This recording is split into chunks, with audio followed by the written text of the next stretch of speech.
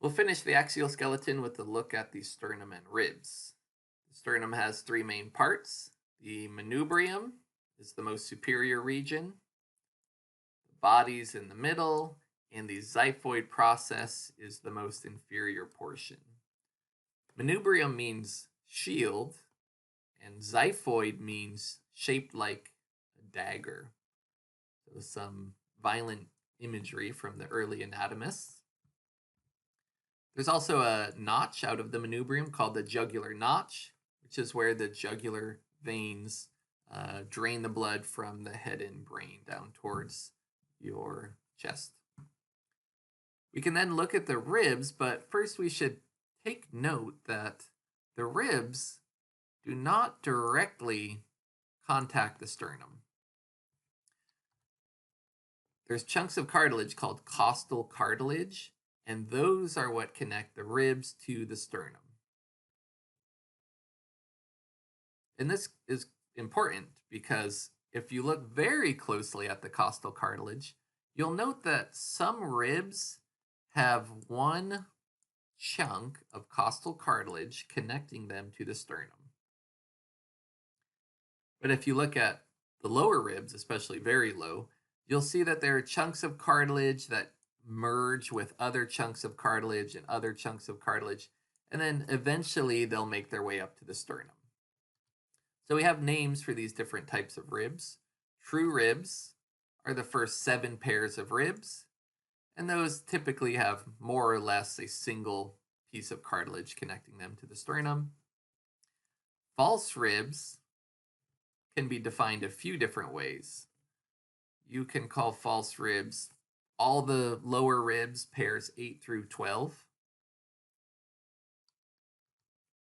Or you can get a little more nuanced and say, well, some of those pairs of ribs, like pairs 8 through 10, they do have cartilage that will connect them to the sternum. We can call them false ribs. But ribs 11 and 12 have no cartilage at all. They're just kind of floating there. And so those can be called floating ribs.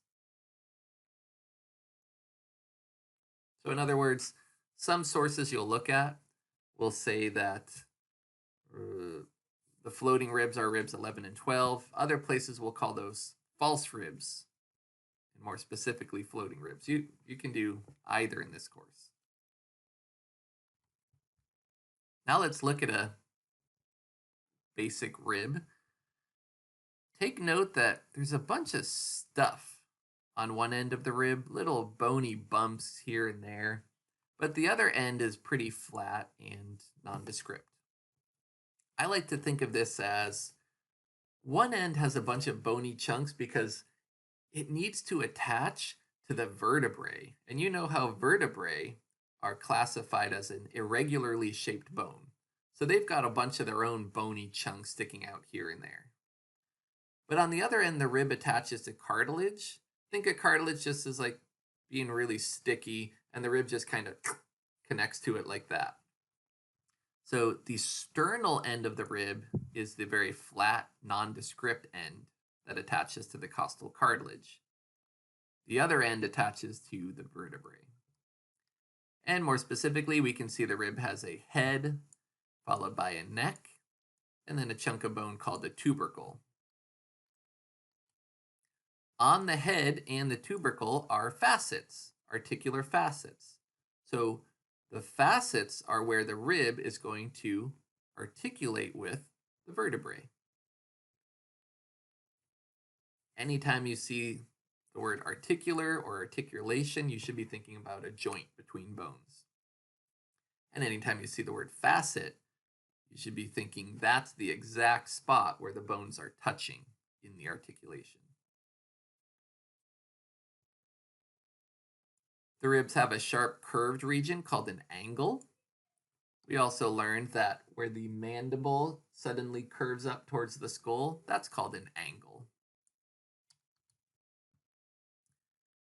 The bottom region of the rib is called the inferior margin. And in one region, there's this groove kind of dug out of the inferior margin. That's called the costal groove. Just means the groove on the rib. And there are some blood vessels and nerve that are tucked up in that costal groove.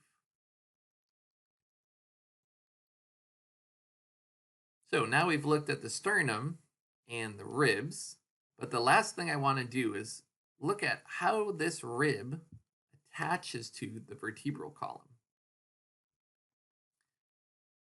So from this superior view, we can see a thoracic vertebra, which makes sense because only thoracic vertebrae are in the rib region. We can see its body and its spinous process, and even things like the lamina region here and here, and the pedicle regions here and there. But the structures we're most interested in right now are where the rib is attaching. So remember, costal means rib, and the thoracic vertebrae have a superior costal facet, and an inferior costal facet, and a transverse costal facet. So each thoracic vertebra has 3 places it will come in contact with ribs. But as you can see here, the head of the rib actually attaches to 2 vertebrae. It's attaching both to the inferior costal facet of this vertebra, and it's attaching to the superior costal facet of the other vertebra.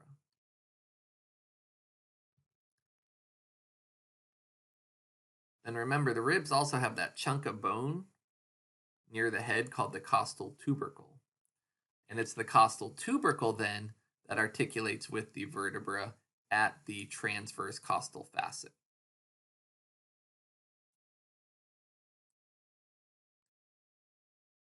If you look at this superior vertebra, we can see now it has a superior costal facet and a transverse costal facet, and those are standing there ready and waiting for the next rib to plug into. So each rib articulates with 2 thoracic vertebrae, and each vertebra has 3 different articulation points. So, axial skeleton, lots going on, but now we can move on to the appendicular skeleton.